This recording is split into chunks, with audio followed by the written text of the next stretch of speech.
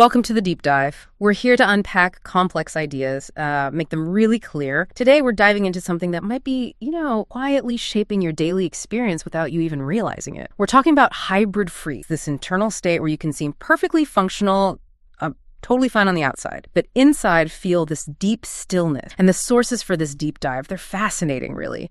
A blend of ancient wisdom and cutting-edge modern science. And they show this surprising connection between the two. So our mission is simple. We're going to explore what hybrid freeze actually is, how it subtly shows up in your life, and most importantly, this remarkably direct yet, profound approach suggested for releasing it. Think of this deep dive as your shortcut, really, to understanding a hidden, vital part of yourself, helping you maybe recognize and even shift this internal. It's quite a paradox, isn't it? Presenting this composed, capable self to the world. You seem engaged, present in your actions. Yeah. Yet internally, you're feeling this fundamental disconnect, like a quiet numbness, a stillness where flow. Okay, right. Let's unpack that. So our sources define hybrid freeze as, it's a state where your mind thinks control. You're executing tasks precisely, keeping routines, talking confidently, all that stuff. But underneath that capable surface, your body can stay subtly frozen, almost like an old, unresolved experience is still silent right now. Like you're in two places at once. Precisely, yeah. There's this sort of invisible delay, a quiet lag between who you appear to be and what your body is still holding on to. In silence, it's like a part of you just paused during a tough moment, and everything after that was an effort to move on, but without ever really releasing what got stuck back there. And the signs, they're often incredibly subtle, like a steady gaze, but maybe lacking a certain sparkle. Or a voice that's present, sure, but maybe without its full vibration. Even your touch, your laugh, how you walk, it can all feel filtered through this internal tension. Others might not see it, but you feel it all the time. And what's really insightful here is how easily this internal gap just gets normalized. We often think, I'm just focused, or maybe I'm resilient because you're still getting things done, right? But the sources are quite clear. It's actually your body operating on what they call a vital economy. Meaning your system's conserving energy, like it's running on low power, constantly holding onto that past tension as a kind of survival strategy. It's stuck between a memory of something that's over and this illusion that you've totally moved past it. And the material really emphasized the body doesn't lie. It's still waiting for the moment it can finally let go. Right. So this state, it isn't about being discouraged or weak. Not at all. It's more like a freeze code running in the background, continually sending these low-level threat signals, even when everything around you is perfectly calm, safe. That's a really powerful way to put it, a freeze code. So if it's not just memories or thoughts driving this, what exactly keeps this freeze code running inside us? This is where it gets really... Yeah, the core insight from these sources pretty striking. It's held by a specific physical point in the body. Call it a deep somatic core, or sometimes an internal seal. Now, this seal isn't necessarily painful. You might not see it on the outside, but it's a place where your system learned, okay, hold back life here. Block the natural vibration. Stop the flow. Often without you consciously noticing. And while it doesn't cause pain, the source of controls really fund your energy level, clarity, even just your sense of presence. And the big implication, until this specific point is everything you do might keep feeling never truly originating inside out. What's really fascinating is how this specific idea, it echoes across totally different kinds of knowledge, ancient and modern. It really does, yeah.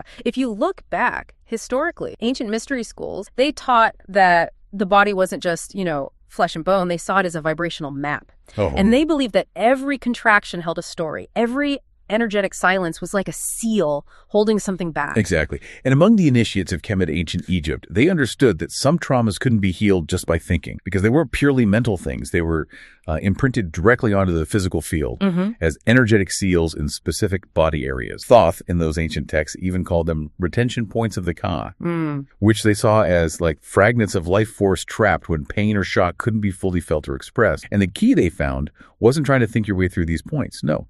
It was about touching them with intention, presence, and rhythm. They used the hand as an instrument of release. Touch itself was an ancient language. This was their alchemy, transforming that internal freezing back into flow. Wow. Okay, so... Well, the parallels are really striking. Modern scientists might talk about dorsal vagal collapse, which basically means part of your nervous system gets stuck in shutdown mode, right? When the danger's gone. The ancients called it internal exile, the body staying stuck even when the mind tries to say might. Modern neuroscience uses terms like autonomic dysfunction for these nerve imbalances. And even quantum physics observes that fields of information retain vibrational patterns until they are reorganized. It views the body as this intelligent field shaped by repeating vibration. And recent studies, they've beautifully shown how subtle, conscious, and slow touch actually activates specific fiber, vagus nerve fiber. And these induce deep states of state. Just suggest it's physiology. You get measurable shifts in body blood flow, even cellular memory. So modern science, with all its numbers and data, is essentially confirming what the body's always known, intuitive. Now, these silent zones, the sources say they don't need it. They just ask. These are regions where energy free, where life doesn't fully settle in. They become these points of vibration chosen really by the nervous system as anchors for survival when things got overwhelming. That makes so much sense. Okay, but if these points aren't seeming in pain or throbbing, how do we even find? Are they in? That's the tricky part, isn't it? These points, they're the true programmers of your inner state, quietly keeping up the hype, disrupting your flow, draining your presence, all without being obvious. Think of them as these quiet little controls. So, for example, someone might have a point at the base of the skull, subtly blocking intuitive. For someone else, it might be anchored deep in the belly, compressing that vital center. Gut feel. Where some people carry this seal in the chest, where breath moves but doesn't quite expand, doesn't feel free. Material says each body chooses a point, each story creates its own. So since it takes a different kind of list, not intact, body-centered awareness, you're not looking for the loudest pain, or like the place you subtly avoid rest, the area that tense gets, or maybe a spot that feels neutral but somehow pulse. It's subtle. Okay, subtle listening. So once you've sensed one of these points, the sources describe a very precise tactile technique. What's the deal with this specific touch? How does it actually work? What's the secret? Well, the really profound insight here is that the point doesn't dissolve because of technique or force. Not really. It dissolves through presence. Specifically, the steadiness of a gesture that neither invades nor pleads. You get that. It's a slow touch, free of expectations, yet full of awareness. Yeah. Like returning to a forgotten place and just saying, I know what you had to do, but you can rest now. The system feels it. There's no pressure. There is depth. That's key. Your hand just rests on the point. The touch doesn't move. It anchors. And the instruction is basically to let the weight of your arm be absorbed by the point. As if you're saying, look, I'm not here to change you. I'm just here to support you while you change on your own. So the release comes from the quality of your presence, not the force. You don't touch to push. You touch to listen. Touching to listen. I like that. That's a powerful difference. So when that connection is made, what can someone actually expect to feel as these points start to release? Right. As the body starts to trust and shift, it responds with these subtle release codes. You might feel a spreading warmth or a sudden shift in your breathing pattern, maybe a gentle tremor or a deep yawn that comes out of nowhere, or even a wave of unexpected emotion, tears maybe. These aren't just symptoms to ignore. The sources call them portals, signs of change happening. What's going on underneath is this neuroquantum reorganization, which is just a fancy way of saying a deep rewiring, your nervous system, your whole energy field. As your attention stays anchored and your presence supports that point, the body shifts. It goes from defense to deep listening. It starts updating its internal memory of safety. Right now, it's safe. So the tension that was protection, it starts to release. What felt frozen starts to pulse again. Vibration returns. And there's no right timing, no fixed sequence. It's not mechanical. The whole process is guided by listening, surrender, and just deep respect for your body's own wisdom. Wow. The sources share this really compelling about a man named... Outwardly, he was like the picture of funk, got everything done well, delivered... But the moment he was his body going, and the first time he paused, touch, practice at a price, the touch, nudge, not pain, tension that... But not sad. And that night, there was dramatic. But as he walked back, Price, the ground felt if he had returned ever just... Wow. And that's it, isn't it? That's the profound outcome these sources point to. It's the return of the inhabited body, the end of that internal exile. The point that held the freeze, it doesn't just vanish.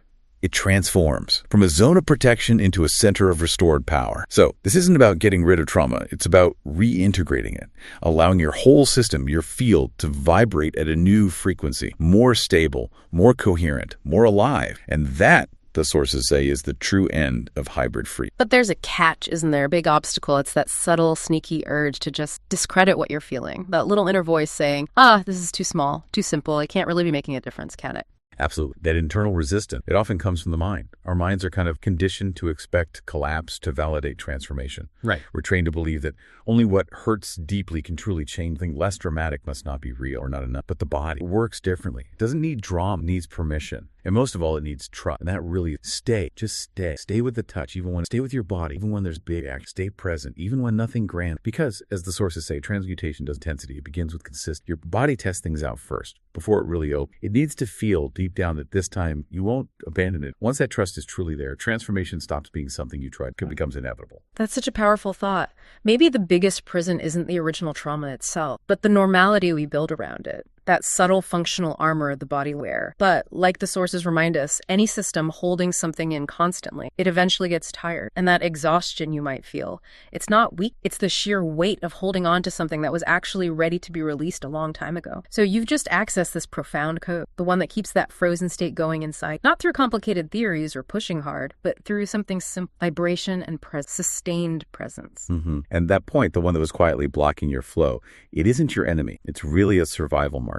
a silent witness to everything you've navigated. And the touch that releases, it does more than heal just one point. It actually restores a fundamental relationship between you and your body, between your soul and the space, the home. It's returned to an... It reminds me of that Gabor Mate quote referenced in the sources. Trauma is not what happens to you, it's what happens inside you as a result of what happened. And the really hopeful message here is that what happened inside you, it can be rewritten. Absolutely. So maybe consider this as you move forward. There are zones in your body that probably don't need more explanations, no more analysis, no more trying to figure it all out.